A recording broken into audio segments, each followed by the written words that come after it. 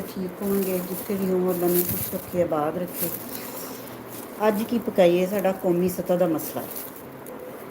ये मेरा चैनल अज ये आ कि अज की पकाइए सब्जियों का मसला हल करिए। मेरा वीडियोज़ देखो तो ज़रूर सबसक्राइब करियो, कमेंट्स भी करियो और लाइक भी करियो, और अगे अपने फ्रेंड्स ना, फैमिली ना, दोस्तों ना शेयर भी करिए। सब्जियां अज आ गई जनाब हफ्ते भर दियाँ। अज की पकाइए का एक हफ्ते का मसला हल हो गया।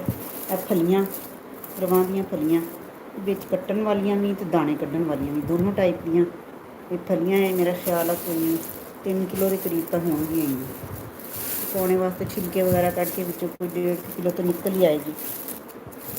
दाणियां वालियां भी हैं विच ते विच हैगियां कट्टन वालियां भी। लगता तो इस तरह का ये हम बनावांगे सब्जी पता चलेगा। दाने नहीं आ बिल्कुल, तो इस तरह दियां दाने वालियां भी हैं, तो आ इस टाइप की जिहड़ी कट्टन वाली हुंदी है वह भी है। ये देखो अजे हफ्ते भर का यह मसला हल हो गया वा। जिहड़ी सब्जी दिल करे चुक के पकाओ। इधर आ जाओ जनाब, ये हैगी आ मटर, इस तरह के मटर। वैसे कहते इन्हों मटर ही कहते हैं, मटर नहीं होंगे जोड़े ज़रा सीजन तो पहले आ जाते हैं। फुल जो सर्दी होंगी है उदों तो मटर होंगे हैं, लेकिन अजकल जी सीजन तो पहले आते उन्होंने मटर ही कहते हैं। ये छोटे छोटे बारीक बारीक दाने होंगे हैं, इस तरह ताज़ा लगते हैं छोटे छोटे मटर।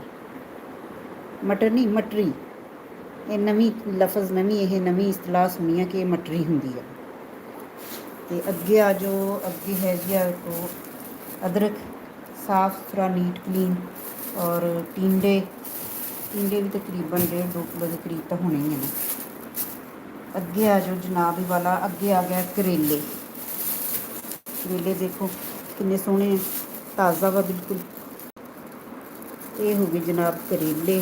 करेलिया तो बाद आ जाओ जी आलू, सदाबहार आलू जिन्हों तो बगैर कोई सब्ज़ी भी नहीं बनती। आलूओं तो बगैर, आलू तो प्याज, ऐसिया चीज़ां जिन्हों तो बगैर कोई सब्ज़ी नहीं बनती। आलू की जी है ना वो हर किसी के नाल दोस्ती है। अगे आ जाओ जनाब, अगे आ गया टमाटर। टमाटर देखो किड्डा किड्डा वड्डा साइज़ है। ये देखो टमाटर भी ताज़ा है। ते सब्जियां के नाल ही अगे आ जाओ, अगे फ्रूट भी आ गया जी, केले आ गए। केले देखो कितने सोहने ताज़ा बिल्कुल। केले अलहमदुलिल्लाह अल्लाह ने साडे मुल्क नूं नवाज़िया हर चीज़ के नाल, हर सब्जी हर फल के नाल। अगे आ जाओ जनाब भिंडी तोरी। भिंडी तोरी भी बहुत सोहनी सब्ज़ हरी कचूर, ताज़ा बिल्कुल ताज़ा। एक दिन इन्हों की वारी आ जाएगी।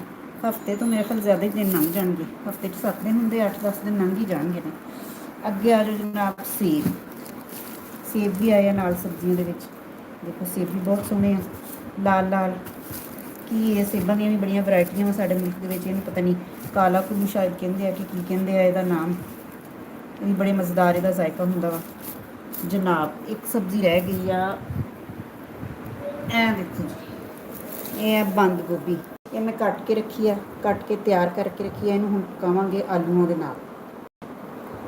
सारिया चीज़ां आ गई, लेकिन एक चीज़ जी है ना वो लैके आनी भुल गए हैं, वो सब्ज़ मिर्च। सब्ज़ मिर्चां रह गई।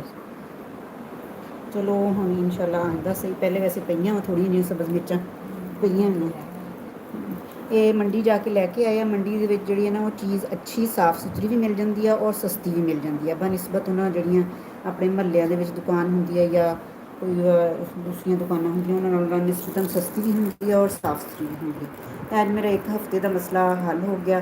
तुसीं दसो तुसीं की पकांदे हो, की तुहाडा रूटीन वा, किस किस तरह किहड़ी सब्जी और किहदी पसंद नाल पकदी है, बच्चों की पसंद नाल या अपनी मर्जी के नाल।